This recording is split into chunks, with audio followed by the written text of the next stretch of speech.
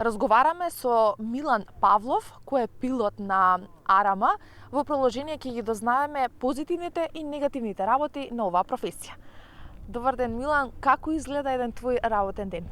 Добар ден и на вас. Значи, после доаѓањето на работното место, прво што правиме, имаме извршна подготовка, каде што со нашите први пилоти, што се одговорни за летањето, ги договараме сите задачи, сите процедури, што треба да се изврши, која задача, на кое место се лета, се даваат конкретни задачи и потоа се упатуваме кон стајанката моментално каде што се наоѓаме, кон хеликоптерите, на подготовка на хеликоптерите, влегување, стартување и започнување со задачите. Седнуваме на своите места, таму седи првиот пилот, овде вториот пилот, техничарот во позадина и заедно го стартуваме хеликоптерот. После стартување вршиме проверка на сите инструменти, на моторот, на притисоците и температурите и во координација со контролната кула на летање што е, бараме дозвола да поаѓаме, да полетуваме кон нашата рута или дестинација што ни е во план.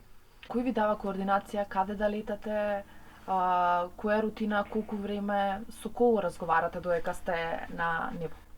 Додека сме на летање, прве ние се координираме меѓу себе, потоа за дозвола за полетување и за одење кон зоните имаме координација со контролната кула на летање што е на цивилниот аеродром. Ние ден претходно или во утринските часови ми испраќаме планови што сакаме да летаме и после полетување на одредени места во одредено време се најавуваме дека сме стасале, дека сме извршиле задачата и бараме дозвола за да се враќаме назад за слетувањето. Кои се позитивните, а кои негативните работи во оваа професија? Позитивните страни на оваа професија е тоа што имаме привилегија да бидеме едни од малкуте што ја извршуваат оваа професија, да станат пилоти, да имаат посебно чувство да бидат во воздух, да можат да бидат слободни, да со широк опсег на размислување, со голема одговорност и негативни страни се што никој не сака да се случи, например, некој квар за моторот, за хеликоптерот или било што. Значи, генерално има многу позитивни, многу негативни страни што може да се објасни. Дали е тешко да се стигне до оваа ниво на кое што си сега и зошто ја одбра оваа професија? За да се стигне овде треба многу пожртвуваност, многу голема посветеност, многу време. Обуката траеше 1,5 година, 18 месеци во Центарот за обука на пилоти, каде после завршувањето се префрламе во составот на АРМ и на конкретните работни позиции како пилот. Оваа професија ја одбрав бидејќи представува една од врвот на секој човек, како за мене, како ентузијаст, да имам професија која ќе се разликува од останатите, каде што ќе можам да го покажам мојот потенцијал и да помогнеме колку може на населението, на државата, да направиме некои позитивни работи и да оставиме белег.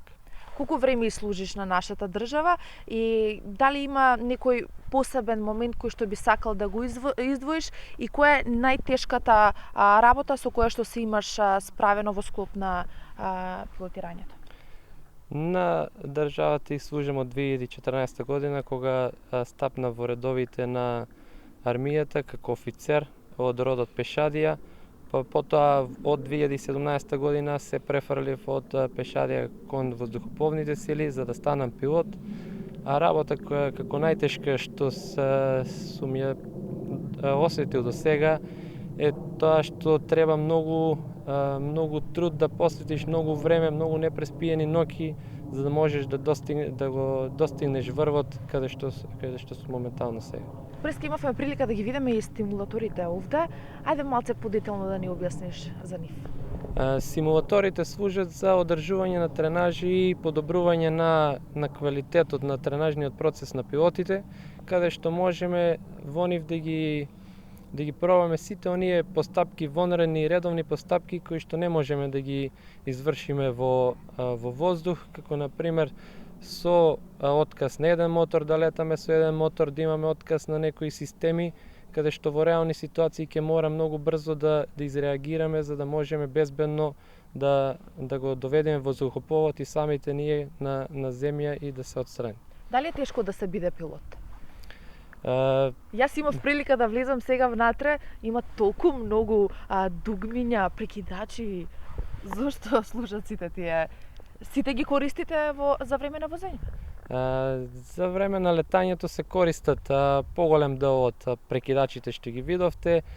Не е тешко да се стане пилот, само треба да си истрен, да си упорен, да се стремиш да го оствариш она што си го зацртал и ќе нема препрека што нема да ја поминеш. Како дојде до идејата да станеш пилот?